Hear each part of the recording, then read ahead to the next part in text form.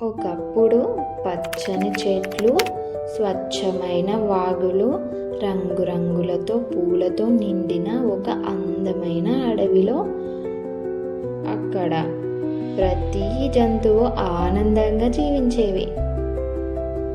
ఆ అడవిలో ఒక తెలివైన దయాగల జీబ్రా ఉండేది. జింకు దాని పేరు. అందరితో ప్రేమగా మాట్లాడేది. అదే అడవిలో బలమైన కానీ చాలా కోపం ఎక్కువగా ఉండేది ఎలుగుబంటి భీమ కూడా ఉండేది. జంతువులందరూ భీమాని చూసి భయపడేవారు. కానీ జింకు మాత్రం అతడిని చూసి నవ్వుతూ పలకరించేది. జింకు, భీమా అన్న, ఎలా ఉన్నావు? భీమా, నాతో మాట్లాడడానికి నీకు భయం లేదా? జింకు, మంచి మనసున్న వాళ్ళంటే నాకు ఎప్పటికీ భయం ఉండదు.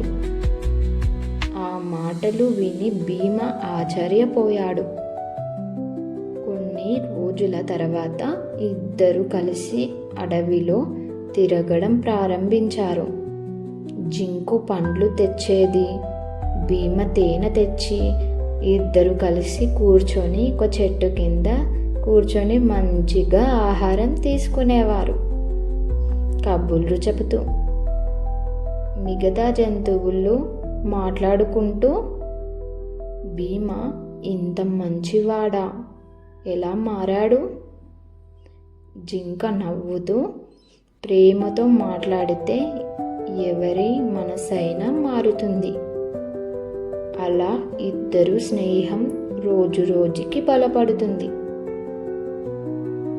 అదే అడవిలో ఒక తెలివైన కానీ మోసగాడైన నక్క ఉండేవాడు. నక్క అనుకుంటుంది, ఇద్దరు కలిసి ఉంటే నాకు ఎవ్వరు అవకాశం ఇవ్వరు, వీళ్ళ మధ్య గొడవ పెట్టాలి. అప్పుడు ఒకరోజు నక్క దగ్గరకు వెళ్ళింది. భీమ మనసులో ఇలా అనుకుంటున్నాడు, నక్క నా దగ్గరికి ఎందుకు వచ్చింది అని భీమ అనుకుంటున్నాడు. నక్క వెంటనే భీమ దగ్గరకు వెళ్ళి, జింకు నీ గురించి చెడ్డగా మాట్లాడుతుంది. అదే రోజు జింకు దగ్గరకు వెళ్ళింది. భీమ నీ స్నేహాన్ని నటిస్తున్నాడు అని అంటుంది. ఇద్దరికి అనుమానం మొదలైంది. జింకు భీమను అడిగింది, నువ్వు నిజంగానే అలా అన్నావా?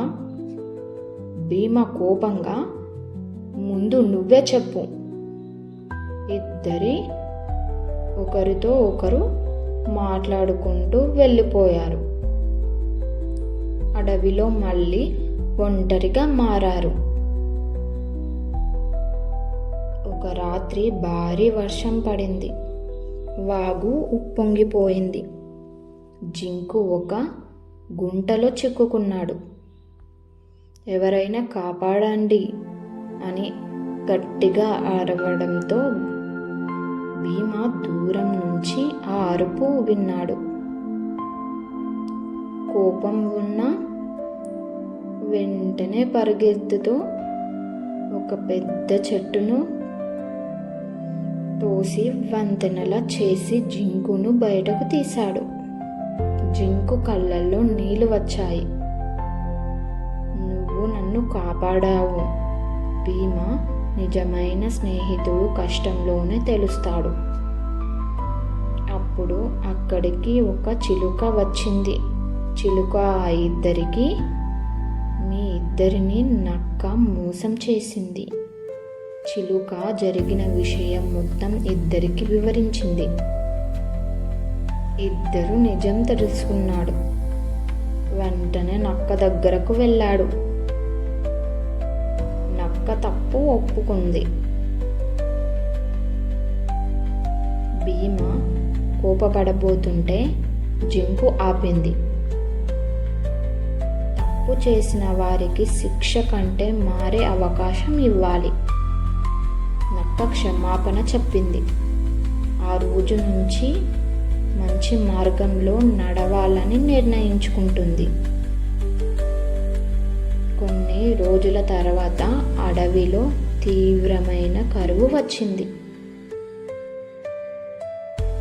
వాగులు ఎండిపోయాయి. జంతువులకు నీరు లేక ఇబ్బంది మొదలైంది. జింకు, మనమందరం కలిసి పరిష్కారం వెతుకుదాం. భీమా, నేను పెద్ద రాళ్ళు తొలగిస్తాను. అందరూ కలిసి పాత నీరు మార్గాన్ని శుభ్రం చేస్తున్నారు.